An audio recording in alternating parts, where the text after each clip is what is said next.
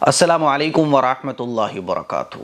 سب سے پہلے تو ایڈوانس میں ہی میں آپ سب کو رمضان 2023 کی بہت بہت مبارکباد پیش کرنا چاہتا ہوں، اور میں اللہ تعالیٰ سے دعا کرتا ہوں کہ اللہ تعالیٰ یہ رمضان ہم سب کو خیر و عافیت کے ساتھ نصیب فرمائے، اس رمضان کو ہماری زندگی کا سب سے بہترین رمضان بنائے، ہمیں خوب عبادت کرنے کی توفیق عطا فرمائے اس رمضان میں۔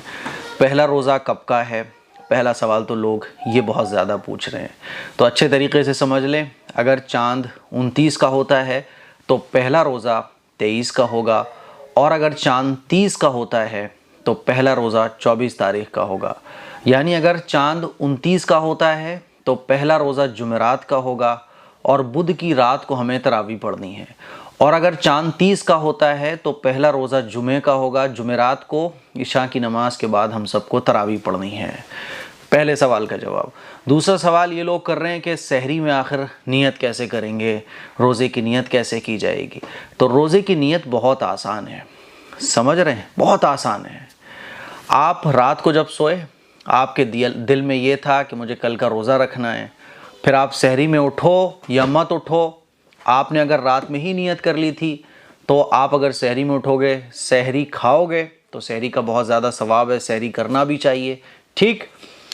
تو سحری آپ کرو گے تو یہ سحری کرنا اور آپ کا دل میں نیت ہونا، بس یہ نیت کافی ہے۔ نیت کہتے ہی اس کو ہیں دل کے ارادے کو، دل کے ارادے کو ہی نیت کہا جاتا ہے۔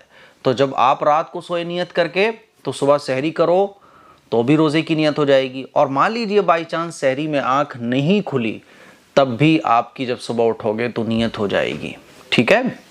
اور روزے کی جو نیت ہے، مان لیجئے رات کو آپ نیت کر کے نہیں سوئے اور سحری میں بھی آنکھ نہیں کھلی، تو پھر آپ زوال سے پہلے یعنی 11-12 بجے سے پہلے آپ روزے کی نیت کر سکتے ہیں۔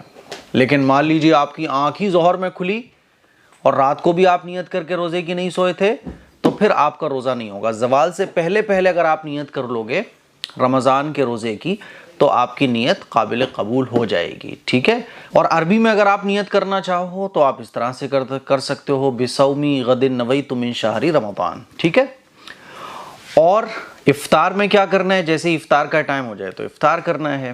افطار کی جو دعائیں ہیں مسنون وہ آپ یوٹیوب پہ سرچ کر سکتے ہیں، افطار کی دعا AM قاسمی، ٹھیک ہے؟ اور جب چاند ہو جائے تو آپ کو عشاء کی نماز کے بعد 20 رکعت تراویح پڑھنی ہے۔